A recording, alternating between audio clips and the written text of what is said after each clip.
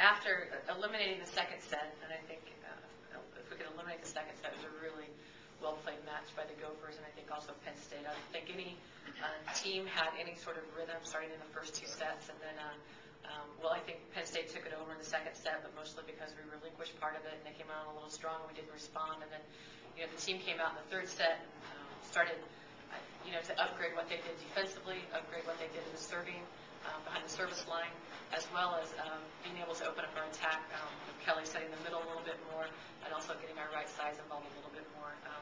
It's never fun to lose, but I'm really excited about where the step that the program took and the team took tonight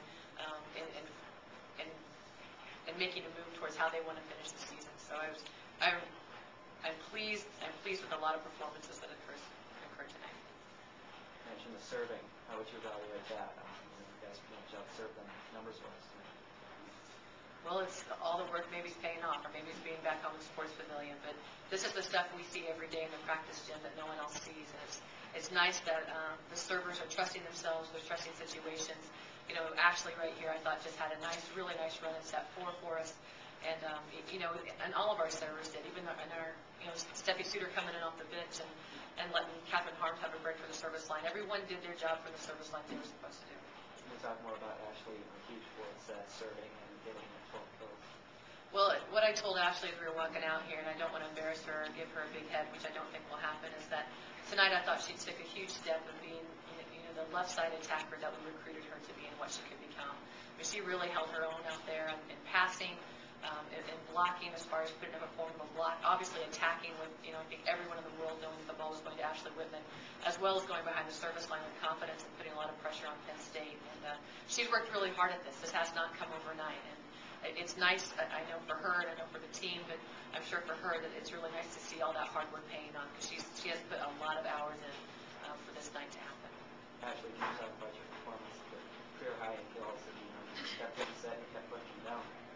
Yeah, I think started off a little rough in the beginning, first two sets, but I think as everyone got more comfortable, we were spreading the ball offensively, and that opened up many plays for me to actually make. And I think just getting myself into a rhythm and just swinging aggressive, even if I may have gotten blocked once or twice in a row, just continuing to be aggressive and move the ball around and not that was a little slow tonight.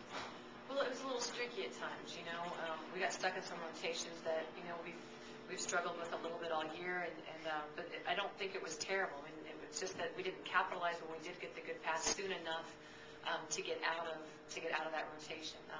I thought we did a great job on passing Micah Hancock, number 12, who's just phenomenal. I thought Jess Granquist did a phenomenal job of putting her platform out there and her body behind the ball and keeping us in the system. And they're a tough serving team. I mean, they go after it. They know how to go after it. And they picked us apart pretty well at times, but I'm impressed with how the service line, that crew of 3 that we have passing back there has learned how to really work as a nice unit. Can you talk about the blocking? Obviously, a big disparity in the statistics there. You serve well, but you didn't get that going tonight. Those are some major athletes. They're hitting over us. It's hard to block someone who's hitting over you. And that's where our defense picked up. When we asked our defense to pick up, and you see the disparity in the numbers on digs, we had way more digs than they did, and that's where we made up for the lack of blocks. We touched a lot of balls, and we were able to pick it up and convert, which is part of blocking as well. Kelly, you got your first home started setter, and can you tell us, how you felt there in the 5th set when, the building was rocking and it was, really tense moments up there? There was a lot going on. Like, the fans were crazy. Our team was completely in it, and we were all focused and energized and ready for the next point. It felt really good, though. It was just a great atmosphere. You talk about how the team turned it around after falling behind 2 sets and you got Ashley going in the 34. I started to spread the offense, as both of them said, and it worked. So that's pretty much it. Coach, you mentioned that this is a match that you can take some positives out of. What do you take out of this match that you can build on going into tomorrow night and then finishing Big Ten? Well, it's the team continuing to fight, and it's the kind of fight that we saw earlier in the season.